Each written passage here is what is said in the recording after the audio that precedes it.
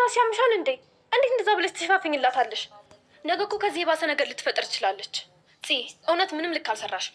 ያቺ ጭራቅ ዛሬውኑ መውጣት አለባት። ነይ ተነሽ እንሄዳለን። ፉ ተረጋጊ እንጂ። እንደዚህ ስለሆነን እኮ ምንም ነገር አናመጣም። ትንሽ ተረጋግተን ማሰብ ነው ያለብን። አይገባሽም እንዴ? እንደዚህ ከሸፋፈንሽላት ነገ የምታደርገው ነገር አይታወቅም። ሞኝ አትሁኚ። በይ ተነሽ፣ መሄድ አለብን። ግትር አትሁኚ። አታስቢ ፉዬ፣ እኔ ሌላ እቅድ አለኝ። ምንም አትጨነቂ እሺ። ደግሞ እንደዚህ ቶላትና ደጂ ታረጃለሽ። እረፊ በእንደዚህ አይነት ነገር አይቀለድም። እሺ በቃ ይቅርታ። እና እቅድሽ ምንድን ነው? ምን ልታደርጊያት ነው ያሰብሽው? የእውነት ነው እንድታብድ የማደርጋት ማለት ከምርሽ ነው እንዴ? ቆይ እንዴት አድርገሽ ነው እንድታብድ የምታደርጊያት? መቼም ተንኮልሽ አያልቅም። እና መቼም እንደዚህ አድርገኝ ዝም እንድላት አትጠብቂም አይደል? እንደኔ ግን ይሄን ነገር በቀጥታ አድርገን ቶሎ ማባረሩ ነው የሚሻለው። የእሷን ተንኮል እያወቅሽው። አይዞሽ ፎ አትፍሪ። ምን አባቷም አታመጣም። እሺ ካልሽሽ እሺ። እና ቆይ ምን ነበር እንዳንቺ ቁራሌ ልለቀቅብልሽ? እንደዛ ይሻላል። አረ ቆራሌዎች ጥሩ ነው። ቢሆን ትንሽ ምግብ ስጪኝ። ለማን? አንቺ? ሌላ ሰው ካለ ለእሱም ታቀርቢያለሽ። ለጊዜው ግን ለኔ ያቀርቢልኝ።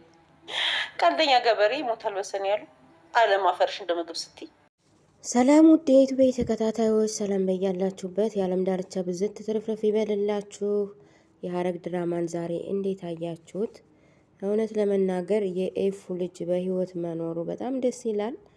እንግዲህ እግዚአብሔር ጠብቆላት በአካል ደግሞ ሲገናኙ አብረው ምን ያህል ደስ እንደሚላት በደንብ ያስታውቃል። ግን አደጋው አሁንም በዙሪያቸው እንዳንዣበበ ነው እና ይሄ አዲሱ ልጅ ደግሞ ኤፉን ወዷታል። እሱ ራሱ አንድ ችግር እንዳይሆን ያሰጋል ማለት ነው። ያው በእርግጥ ፍቅር እንግዲህ ምንድን ነው የሚባለው ገደብ የለውም ይባላል። ባለትዳር መሆኗንም እያወቀ ማፍቀሩ ትንሽ ከባድ ነው እና ሉሊት ደግሞ እንደ መሽገር ተጣብቃ አትወጣም። ምን ጉድ ናት! የእሷ ደግሞ በጣም የባሰ ነው። ቢያንስ እንኳ አሁን የተሻለ ሰው ብትሆን ምን አለ፣ የተሻለ ቤተሰቦቿን በቃ እነይፉ ጋር ለመኖር የተሻለ ጥሩ ልብ ቢኖራት እና መልካም ሰው ብትሆን ደስተኛ ኑሮ ትኖር ነበረ። ግን እሷ በቃ ደሟ ውስጥ ተንኮል ያለ ነው የሚመስለውና መንቀር እያለች ነበረ።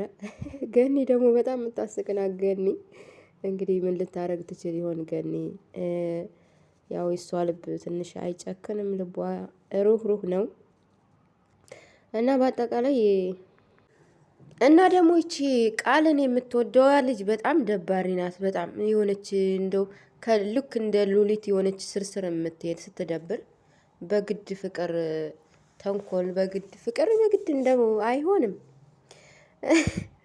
ጽጌ ደግሞ የገዛ ወንድሟን ወይ ጉድ! እንዴት ያለው ጉድ ነው! አንዳንዴ እንደዚህ ቀላል አድርገን የምንጀምራቸው ነገሮች ወደ ከባድ ነገር ይወስዱናል እና አሁን ወንድሟን የራሷን ወንድም ካላጠመርሽልኝ እያለች ነው። ምን ይፈጠር ይሆን በቀጣዩ ምዕራፍ? እንደማይተዋወቁ እህትና ወንድም ሊሆኑ ነው። ይሄስ ነገር ደግሞ እስከ መቼ ተደብቆ ስታውቅስ አሁን የጓደኝነታቸው ነገር ምን ሊሆን ነው? እውነት በጣም ከባድ ነው። ናታን አሁንም ያው ቀልቡም አእምሮም አላረፈም። በመከራ ነው ያለው። ካሁን ሌላ አዲስ ነገር ተፈጠረ በማለት ያው ችላ ነገሮችን ማለት ትንሽ ዋጋ ያስከፍላል እና ብቻ በአጠቃላይ ሐረግ ድራማ በጣም ደስ የሚለው ነገር የነ አለመሞታቸው፣ ሁላቸውም በህይወት መኖራቸው ነው ደስ የሚለው እና በተለይ ደግሞ የፉ ልጅ እርግጠኛ ነኝ እንግዲህ ወደ መጨረሻ አካባቢ ሊሆን ይችላል የሚያመጡት። አሁን እቺ ሉሊት ካልያዘችው ማለት ነው ሉሊት ከወሰደችው አሁን እንደገና እንደ ማስፈራሪያ ልትጠቀምበት ትችላለች። ብቻ ከሉሊት እጅ ፈጣሪ ያውጣው እና ሐረግ ድራማ በጣም አሪፍ ድራማ ነው። እናንተስ እንዴት አያችሁት? ሀሳብ አስተያየታችሁን ጻፉልኝ። ላይክ እና ሰብስክራይብ በማድረግም ተባበሩኝ።